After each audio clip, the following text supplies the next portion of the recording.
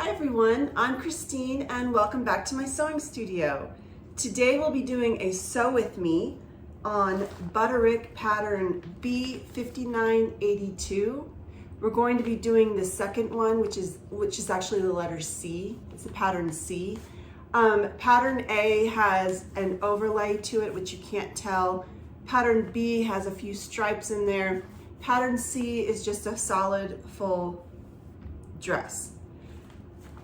What you'll need for this is obviously the pattern, some good scissors. There are some long pieces in here, so I will be using my rotary cutter. Make sure you do have a cutting mat if you're using your rotary cutter. You'll also need some tape, a tape measure to lay out your patterns, some thread, possibly a seam ripper.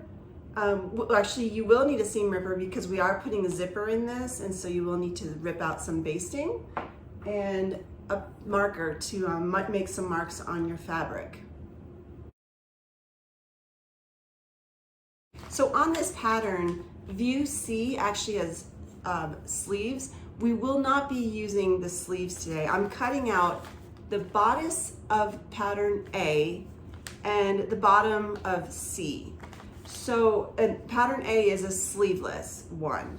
So you will need to cut out on the pattern pieces either 1, 2, or 3, depending on your cup size. I'm cutting out pattern piece 1, which is an A or B size cup.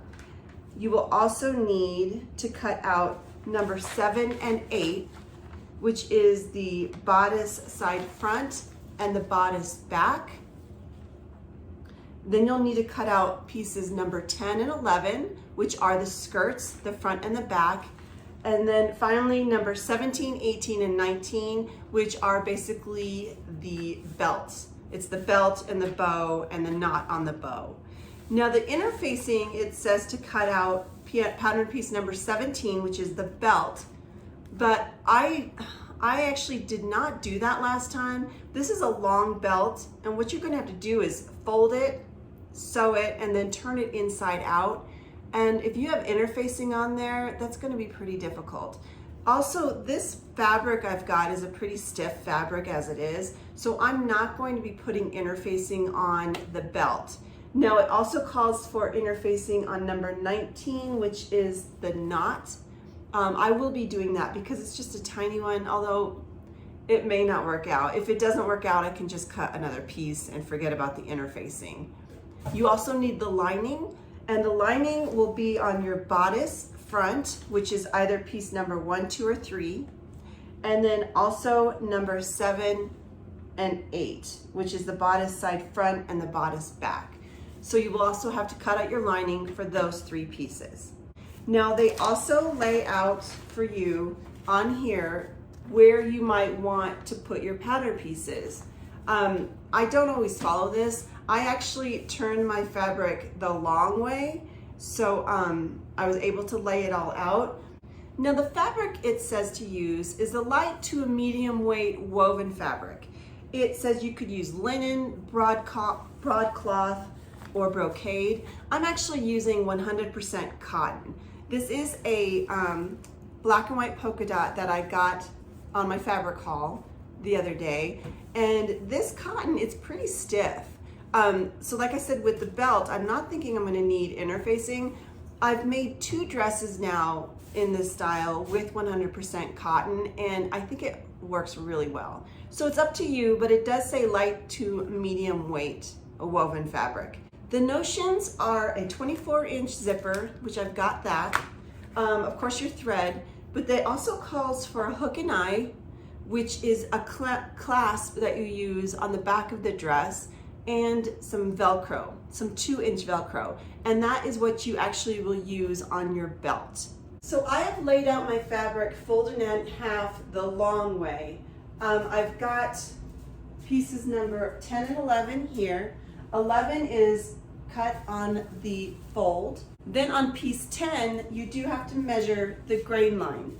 So I recommend starting out in the middle of the grain line, measuring from the grain line to the edge of your fabric, and going up and down to make sure It's the same distance all the way down the pattern. Make sure when you cut these out, there's a lot of triangles to cut out. You also want to make sure you mark on 10 and 11 where the pleats will be. So you'll see that on the pattern.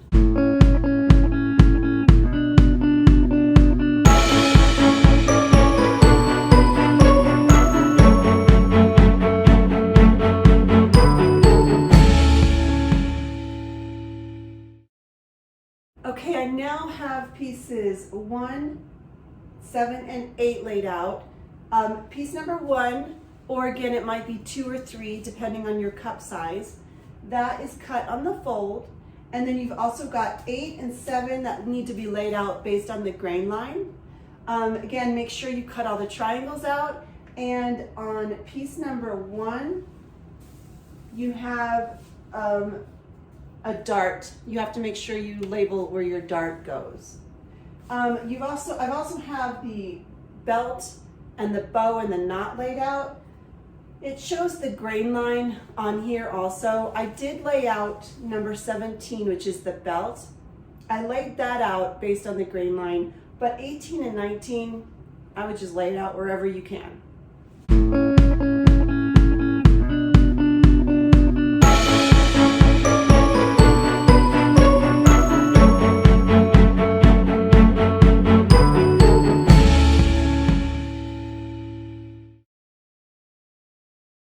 Also on pattern piece number 8, you'll want to make sure you mark the darts on the bottom, and you will see little dots along the shoulder seams. Those are for the sleeves. So since we're making a sleeveless shirt today, you don't have to mark those. If you choose to make the sleeves today, then go ahead and mark them, and you will also have to cut out the sleeves. Okay, so I've cut out all of my pieces. I forgot to mention I am doing a size 16. There's all the sizes on the back here, and what I have found is it works out the best when I go 2 sizes up from what I wear in the store. So I normally wear a size 12, at least that's what I am right now. So I am cutting out a 16. Now I have kept all of the pattern pieces on my cutouts. I could just label it with the number 1, but it just sometimes seems to be easier to just keep them pinned on so I can find them quickly. So now I actually do have to cut out my lining for my pieces 1, 7, and 8. So I guess I will be taking these off for those pieces. So I'm going to go ahead and cut that out now. Since you will be sewing the lining of the bodice in the same way that you sew the regular bodice, you will need to make sure you mark on your lining where your darts go, as well as cutting out the little triangles. Okay, so I have all of my pieces and my pattern pieces cut out, and now it's time to start sewing. So just a reminder, we are doing bodice A, which is the sleeveless bodice, which is in this orange dress. And then the skirt is going to be the C skirt, which is the middle skirt. What's really nice about Butterick is that they break out the steps by the piece. So we're starting out with the bodice, so you look for all the view A's. And then you go to the skirt, you look for the view C's. So that makes it nice and easy. I have my mannequin here because step 1 is to do the dart on the bodice. So in step 1 for the view A bodice, you take your bodice front, which is either piece number 1, 2, or 3, depending on your cup size, and you should have drawn in the dart lines right here. You're going to basically take this and match up both of these lines down at the bottom here, and then you're going to take a pin, stick it through, and you've got your dart. Once you've pinned your dart, you're going to want to sew basically along this line from the outside edge into the center. Back stitch right here, and you've got your dart. After that, go ahead and iron it down so it'll look like that. So as you can see, I have sewn my dart. I back stitched a little bit here. I have ironed it down, which you can't really tell. And I've also done it on the same on this side. Step number 3 says to stay stitch the edge from this triangle up to the top on either side. Basically, stay stitching means you're going to stitch about 1/4 of an inch from the edge of the fabric, which keeps it from fraying. Now, since this is cotton, it doesn't really fray that much, so I'm actually not going to stay stitch. So we're going to skip on to the next step, which actually steps number 4 through 6 are for the bodice view C, which is basically the same as A, but it skips through all of those steps. So we're going to skip on to step 7. Step number 7 says to pin piece number 7, which is the bodice side front, to your bodice front, which is either piece number 1, 2, or 3 that we just did the darts on. You are going to take your piece number 7, match them right side to right side, and you're going to match up the triangles that you've cut here and here, and basically pin it like this, and you've got your bodice side front. Once you have pinned both of your pieces together, right side to right side, then turn it around and open it up just to make sure it is correct. It's always helpful to do that because it never fails. Every once in a while, you may not be thinking and you've accidentally pinned it right side to wrong side. It's happened quite a few times. Now go ahead and sew it.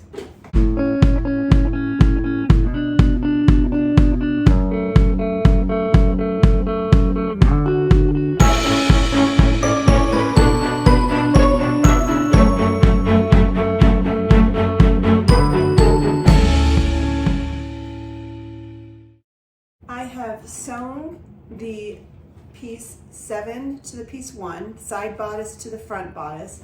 I have also serged the edges.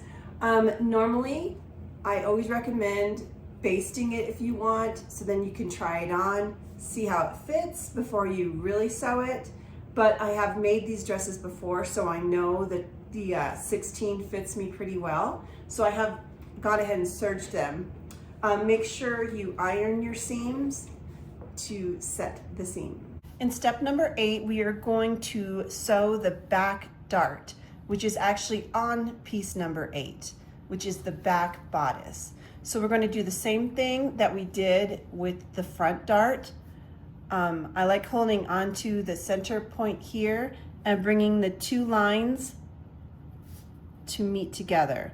Then you're going to pin probably a couple times because it's so long along the dart, and then pin down here as well. Okay, so you've got the dart pinned, and then you're going to sew from the edge to the center of the dart and back stitch right here. After you have done that, go ahead and iron the dart towards the center back, which is the straight piece. And you'll do that on both of the number 8 pieces. I have sewn my dart. You can see it basically runs along the line that I had drawn, if you can see the line. Then I have ironed it down towards the center back, which is the long straight edge. Okay, for step number 9, you are going to sew the bodice back, which is piece number 8 that we just did our dart. We are going to match it up right sides to right sides to the front piece at the shoulder seams. So you'll want to make sure your triangles match up at each shoulder seam.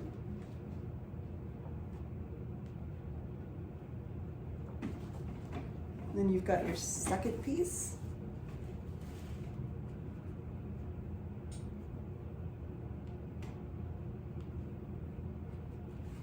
And you're going to sew along the shoulders. Okay, so it is actually a new day and a different shirt and everything. I have sewn the shoulders, and the next step, step number 10, is actually for view C, which is where you're going to sew the sides if you are doing sleeves. But since we're not on view C, The next step actually talks about the lining. It says to do the same thing with the lining as you did with the bodice. So I have sewn the lining in the same way that I did the bodice. I basically took part 1, sewed piece number 7 to it. So you've got this guy, the side, and then you sew the back to the front at the shoulders. Now what you're going to do, we're going to pin this to the bodice. Make sure it's right side to right side. This has happened to me many times where I pin the lining incorrectly, and when I turn it inside out, the lining is actually inside out. So I see the seams and everything, which is not a huge deal because it is inside your dress. So if that happens to you, I wouldn't take it apart. I would just keep it. It's just, that's how I've learned many times to do it right side to right side, because then when you turn it inside out, the lining is the correct way. So they say you've got the right side here.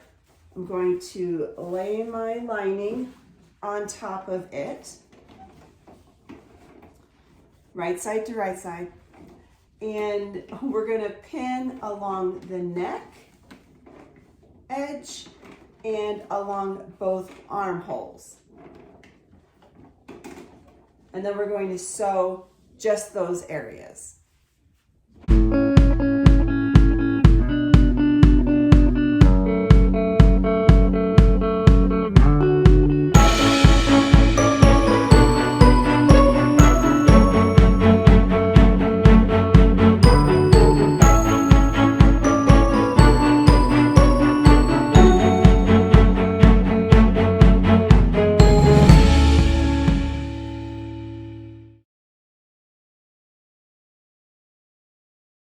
So my lining has been sewn to my bodice. Now we are going to turn the lining to the inside by going through the shoulders. Once you have turned your lining to the inside, go ahead and press all along the edges of your bodice. Step number 13 says to open out the lining and stitch the bodice front to the back. It sounds kind of confusing, but basically you're going to pull this lining up, pin the two sides together, the front to the back along the sides. You're going to stitch up the sides and then continue up through the lining. So it's like one big long line on both sides.